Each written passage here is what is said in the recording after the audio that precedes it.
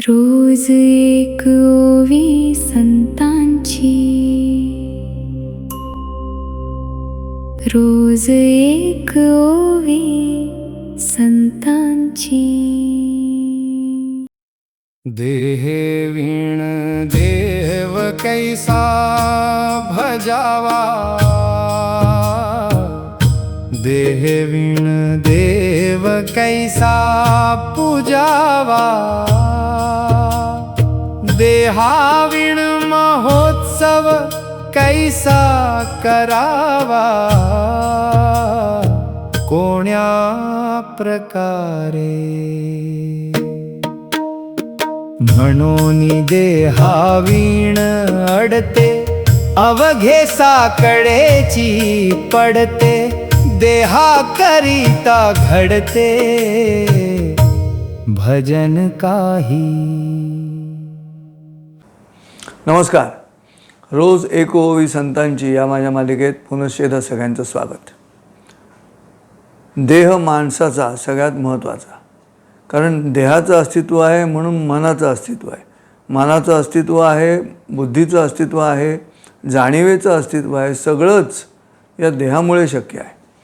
आणि त्यामुळे जन्म आपल्या हातात नाही आणि मृत्यू आपल्या हातात नाही.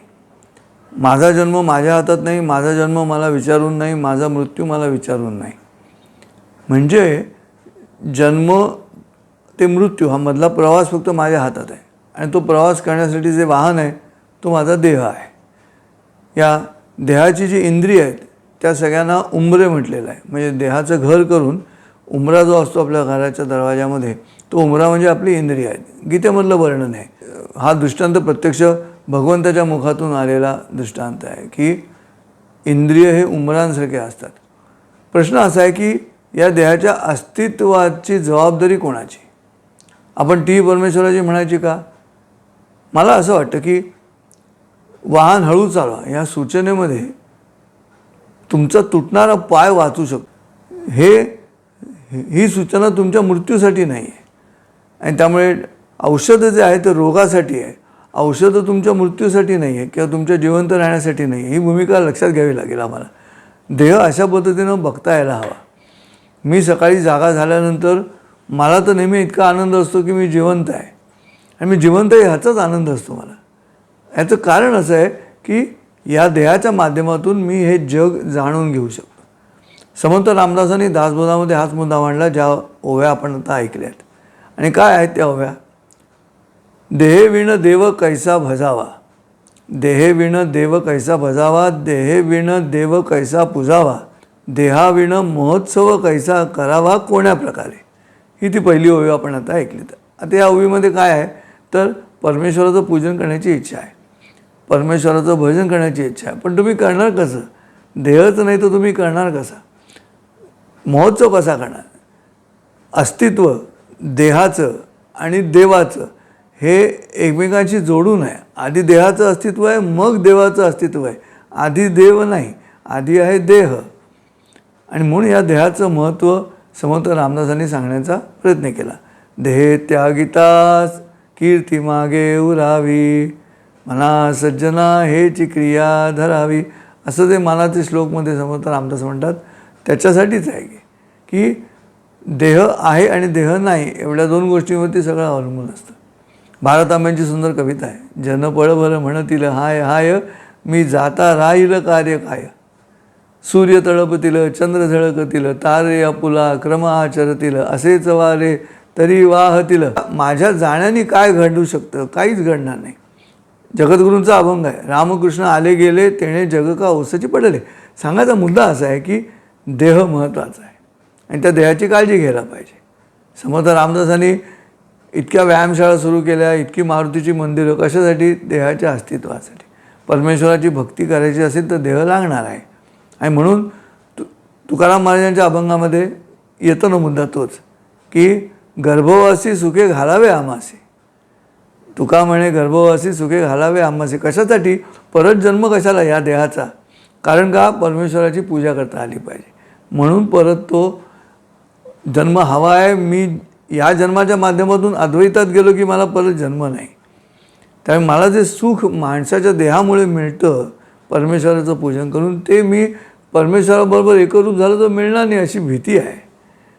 त्यामुळे अद्वैत हवं आहे, पण तरीसुद्धा या देहाच्या माध्यमातून अद्वैताकडे जात असताना देहाचं महत्त्व किती आहे हे समर्थ रामदासांनी या पहिल्या ओवीमध्ये सांगितलेलं आहे. की महोत्सव म्हटलेला आहे. महोत्सव म्हणजे काय, मंडप लावून DJ लावून नाचाचा महोत्सवाचा मुद्दा या ठिकाणी नाही आहे. या ठिकाणी जो महोत्सव आहे तो जगणंच उत्सवाचं पाहिजे. मनुष्य जगतो आहे हाच एक उत्सव आहे, आणि त्या उत्सवामध्ये जर पुण्याची संकल्पना आली, परमेश्वराचं पूजन आलं की तो महोत्सव झाला. आणि म्हणून समर्थ रामदास म्हणतात की देहाविणं महोत्सव कैसा, आणि पुढे म्हणतात कोण्या प्रकारे तो महोत्सव तुम्ही साजरा कसा करणार. परमेश्वरांनी जो जन्माला घातलेला आहे तो करण्यासाठी जगद्गुरू म्हणतात तसं पाहिजे. मन करारे प्रसन्न सर्व सिद्धींचे कारण. लोकांना खुश करा, लोकांना प्रसन्न करा, लोकांना आनंदात ठेवा. तुम्हाला जर आनंद मिळत असेल तर तो आनंदाचा ट्रिब्यूट डिस्ट्रीब्यूट करा तर ते शक्य आहे. आणि तोच मुद्दा देहाचा आहे, होतो अन्य काही मुद्दा नाही. पुढे ते म्हणतात म्हणून देहाविणं आडते. ते काय म्हणतात, म्हणून देहाविणं आडते. अडतं कोणामुळे अडतं तर देहामुळे अडतं. देह नसेल ते काही करता येत नाही, त्यामुळे देहामुळे अडते. अवघे साकडेची पडते. मग साकडे म्हणजे कोडच आहे ना ते. देह नसेल तर मग काय करणार तुम्ही. मी मेल्यानंतर काय, हा प्रश्न येणारच ना, सगळ्यांना येतो. मग तो येतो तो परमेश्वराला पण आला असणार, तो श्रीकृष्णाला पण आला असणार प्रश्न की नंतर कोण. म्हणून जगद्गुरूंचा तो अभंग की तेणे जग का ओसेची पडेल आहे, तसं घडत नाही, ते चालू राहतं एवढं खरं आहे. पण तरी देहाचं साधन म्हणून देहाचं महत्त्व आहे. तुम्ही कुठच्या दिशेनं जाता, मुक्काम काय आहे याच्यावरती तुमचं पुण्य की पाप ठरणार आहे. प्रवास जो आहे तुमचा, त्या प्रवासासाठी साधनाची आवश्यकता आहे. आणि साधन साध्य नाही होत, त्यामुळे देह हे साध्य होत नाही, देह साधनच राहतं.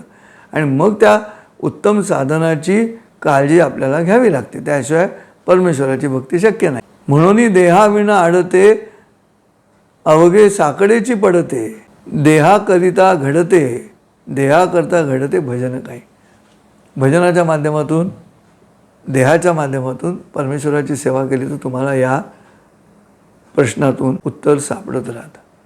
आता प्रश्न असा आहे महत्त्वाचा, आजच्या भारताच्या दृष्टिकोनातून, राजकीय नव्हे धार्मिक स्तरावरती हा प्रश्न आहे की हा जो देव आहे, हा देव कोणता आहे.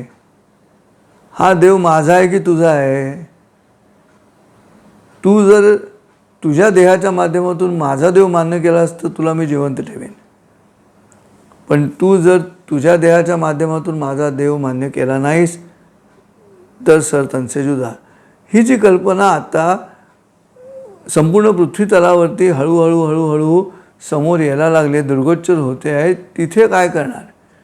तिथे हाच मुद्दा येणार की तुम्हाला हा जो सद्गुण आहे, भारतीय सनातन संस्कृतीतला सद्गुण जो आहे, वसुधैव कुटुंबकम हा जो सद्गुण आहे, त्या सद्गुणाचा अस्तित्वाचा मुद्दा जेव्हा तुमच्या देहाच्या माध्यमातून येणार आहे, तेव्हा सद्गुणाला जिवंत ठेवण्यासाठी तुमच्या देहाचं असणं अत्यावश्यक ठरतं. आणि म्हणून तुमच्या देहाचं अस्तित्व आवश्यक आहे. कशासाठी आवश्यक आहे तर हा सद्गुण जगासमोर मांडण्यासाठी. कुठचा सद्गुण, या संस्कृतीतला सद्गुण. बाकीच्या संस्कृती हा सद्गुण जगासमोर मांडत नाहीत. अवघे विश्वची माझे घर हा संकल्प अन्य कोणत्याही संस्कृतीमध्ये नाही. अवघे विश्वची माझे घर हा संकल्प अन्य संस्कृतीमध्ये तेव्हाच येतो जेव्हा तुम्ही त्यांच्या धर्माच्या देवाप्रमाणे मान्यता देत असाल तर. तुम्ही जर ती मान्यता देणार नसाल तर तुमच्या देहाचा नाश होणार. अशी संकल्पना या भारतीय सनातन संस्कृतीमध्ये नाही. आणि म्हणून तुम्हाला इस्लाम किंवा ख्रिश्चनमध्ये किती चारवाक आहेत मला माहिती नाही. आमच्या हिंदू सनातन संस्कृतीमध्ये अस्तित्व देहाचं मान्य करत, त्या देहानं केलेल्या तपश्चर्याला महत्त्व देत माणसाला प्रतिष्ठा देणारा मुद्दा आमच्याकडे आहे, भले मग तो देव मानो किंवा न मानो. आणि म्हणून सावरकरांचं एक सुंदर वाक्य आहे, देहाकडून देवाकडे जाताना वाटेत देश लागतो. माझ्या या 8-10 मिनटाच्या या ओवीच्या निरूपणाचा शेवट मी मुद्दाम या ठिकाणी आणून ठेवतो, कारण आज सद्धर्म जो आहे, चांगला धर्म जो आहे, त्याच्यासाठी आपल्याला हा प्रयत्न करावा लागणार आहे. आणि म्हणून धर्म रक्षावया करणे आटाआटी असं जे संत म्हणतात ना, तो हाच मुद्दा आहे. आणि म्हणून सगळ्यांनी या पद्धतीनं सावधही राहा. हात जोडून विनंती आहे तुम्हाला की देहाच्या अस्तित्वाचं कारण समर्थ रामदासांनी सांगितलंच आहे की त्याच्याशिवाय शक्य नाही. पण त्याच्याही पलीकडे जाऊन मला असं वाटतं की आज या पृथ्वीतलावरती जर तुम्हाला शांती हवी असेल, विश्वशांती हवी असेल, तर या भारतीय सनातन संस्कृतीच्या देहामध्ये म्हणजे तुमच्या माझ्या देहामध्ये असलेला हा ओम सहनावतु सन भुनक्तु सहवीर्यम करावावही ही जी कल्पना आहे, ती कल्पना सद्गुणाची अस्तित्वात ठेवायची असेल तर तुम्हाला तुमच्या देहाचं रक्षणही करायला पाहिजे. नुसता देह असून चालणार नाही, देहाचं रक्षण करायला लागेल.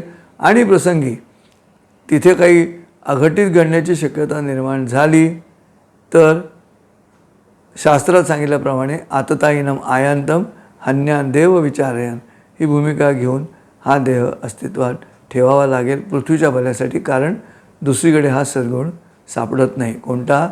आता विश्वात्मके देवे येणे वाग्यज्ञ तोषावे तो शोनी मज द्यावे पसायला नाही. असो, पुन्हा भेटू उद्याच्या भागामध्ये. तोपर्यंत रामकृष्ण हरी. रोज एक ओवी संतांची, रोज एक ओवी संतांची.